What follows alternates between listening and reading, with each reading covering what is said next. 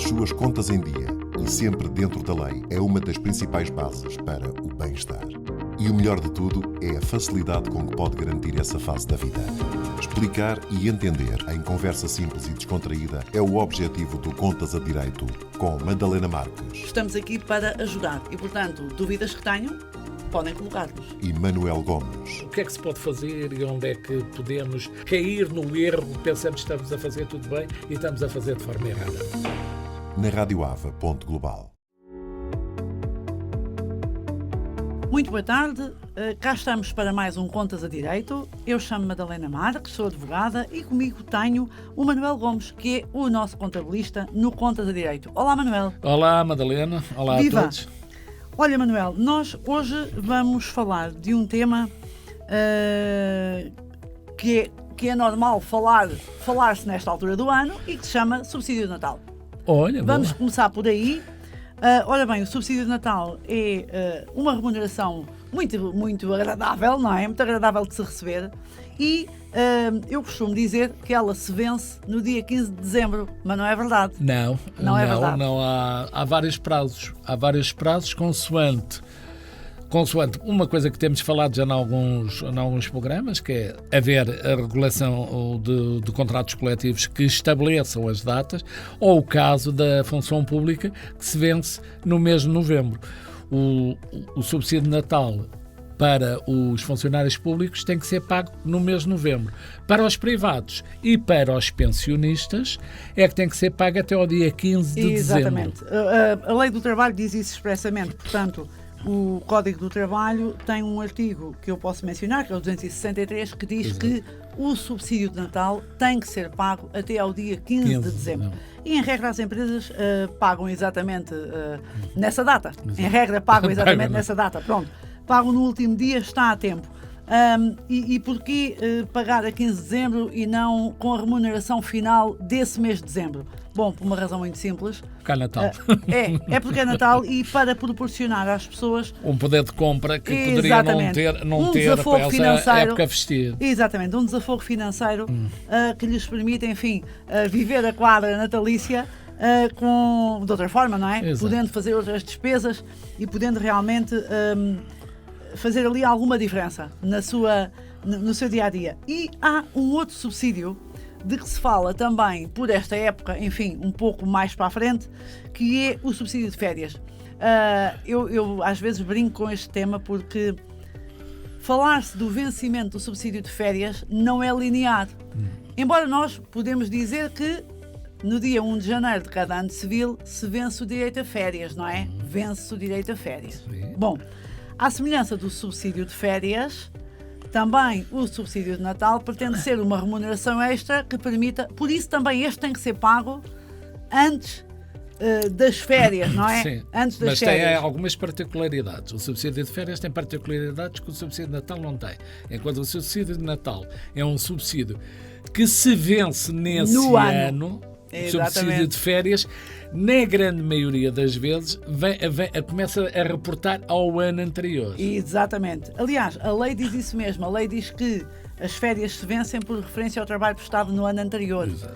Embora, e isto, enfim, do ponto de vista prático, levanta algumas dificuldades, porque muitas vezes, quando os contratos terminam, se nós formos contabilizar o tempo de férias que o trabalhador realmente vai ver remunerado, ele é superior ao que receberia se trabalhasse, se continuasse a trabalhar. O que é que eu quero dizer com isto? O direito a férias, vencendo-se num ano civil, que é o da contratação, não é? Esta regra da lei que diz que no ano civil seguinte se vence por referência ao trabalho prestado no ano anterior, dá-nos a sensação de que estamos a gozar férias a duplicar pelo mesmo tempo de trabalho. Isso não sucede. Isto tem tudo a ver com uma coisa que também vem de tempos anteriores. Eu, quando comecei a trabalhar, nem sequer havia a subsídio de férias. Não é? Depois começou a ser a ser implementado o subsídio de férias. E começou a ser, nós só começávamos a gozar férias ao fim de um ano de trabalho. Agora é ao fim de 6 trabalho meses. efetivo. Pois. Agora é ao fim de 6 6 meses, mas com a particularidade, se o contrato for de 6 meses ou menos, as pessoas têm direito a férias. Têm direito Claro. a 2 dias de férias por Cada cada mês. mês. Exatamente. Pronto. E é isto que causa um bocado de confusão. Ora, se uma pessoa entrou, vamos fazer aqui um exemplo, entrou em setembro. Em setembro tem um período de um contrato de 6 meses, não interessa, Mas não é? só vence férias no ano seguinte. Só vence férias no ano Exatamente. seguinte. Só Aí não há- aí não há muita dificuldade. problema. Mas se a Não. pessoa teve um contrato de 3 meses, não é? Entrou em setembro, então ela vai ter 3 meses, vai ter 6 dias de Vai. férias em dezembro. Mas gozas, exatamente. Goza, gozas em tem que os dezembro. gozar antes de acabar o trabalho. E é isto Exatamente. que causa a confusão, porque normalmente os contratos de 6 meses ou 3 meses depois são prolongados e começa a haver aqui um bocado de confusão. Sim, Não é? mas nós temos que distinguir, temos que distinguir efetivamente o contrato a termo e depois o contrato sem termo. Sem termo. E há uma coisa que é linear, a lei o diz de uma forma clara e que é esta. O direito a férias só se vence ao fim de 6 meses e se esses 6 meses se completarem no ano seguinte ao da contratação, nesse ano seguinte ao da contratação, a pessoa goza férias, mas não pode gozar mais do que 20 dias. Exatamente. E, portanto, O prazo que está estipulado por lei, 22 dias úteis. 22 e, portanto dias não vai úteis. gozar 22 dias úteis, vai gozar no máximo 20. 20. Mas no ano seguinte Sim. já vai adquirir o direito a 22 dias úteis de férias no tal dia 1 de janeiro. Exatamente. Muitas vezes eu tenho alguma dificuldade em passar esta informação aos clientes e então o que é que eu faço? Eu pego no caso concreto. Ora bem, vamos lá ver. Esse trabalhador em concreto, ele foi contratado quando? Muito bem, então o direito a férias venceu-se aqui. Quantos dias gozou? Às vezes os empregadores até deixam que os trabalhadores gozem mais dias do que aqueles a que efetivamente já tinham direito naquele momento, não é? Depois há uma outra coisa muito curiosa, que é esta. Imagina, por exemplo, temos um contrato de trabalho que já tem mais de um ano de antiguidade. E, por exemplo, o trabalhador no dia 1 de janeiro adquire o direito a 22 dias úteis de férias. Mas imagina que o trabalhador decide ir-se embora no dia 10. E ele tem direito a receber já essas férias e esse subsídio de férias. Porquê? Por causa da tal regra que se reporta ao trabalho prestado do ano anterior. Sim. Pronto.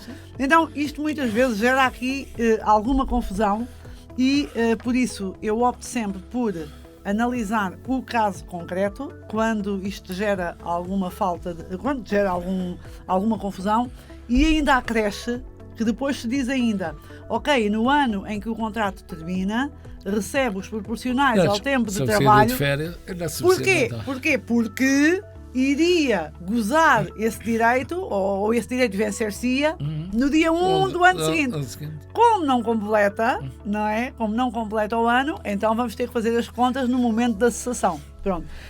Essa questão penso sempre, mas o subsídio de Natal é líquido que é sempre em relação ao ano que está. O subsídio de férias e as férias não trabalhadas, que é outro problema, não é? A remuneração das férias, porque não nos podemos esquecer que a pessoa quando vai de férias tem direito ao subsídio e à remuneração.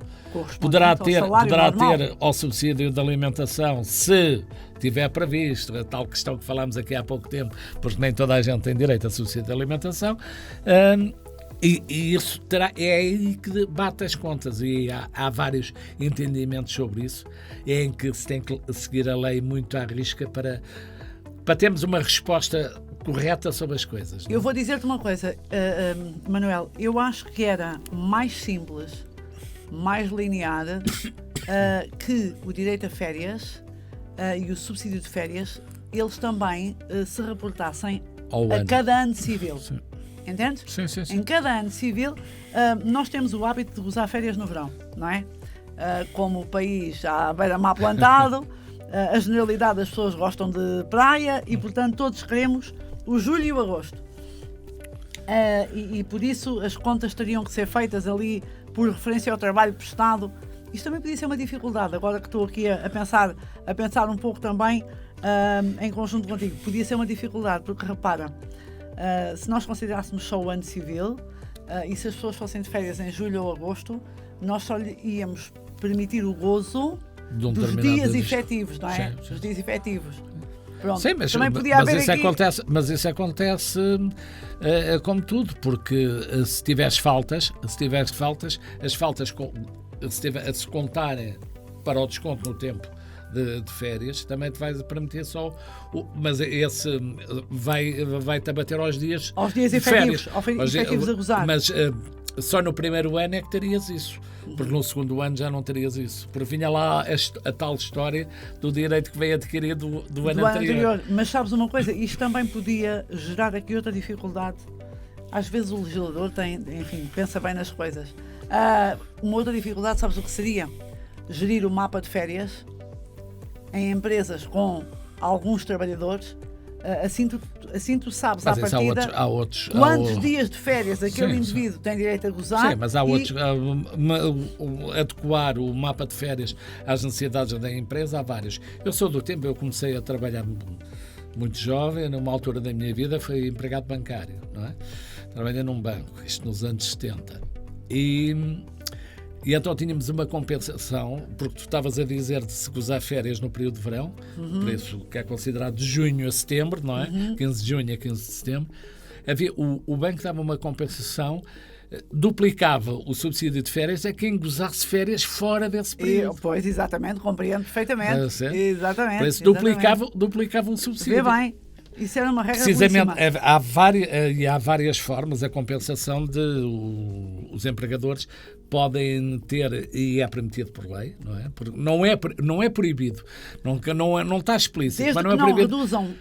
Desde que não reduzam podem aumentar o número, exatamente. podem compensar as pessoas, dizer, olha, não vais em agosto, mas eu dou-te mais 2 dias, dou-te mais um... Isso é uma maneira de compensar estas deficiências, porque se fôssemos todos de férias na mesma altura, o país parava, terrível, não é? E depois não tínhamos ninguém. Queríamos ir de férias, depois não tínhamos ninguém nos hotéis, não tínhamos ninguém nos restaurantes. Claro, evidente, não podia ser.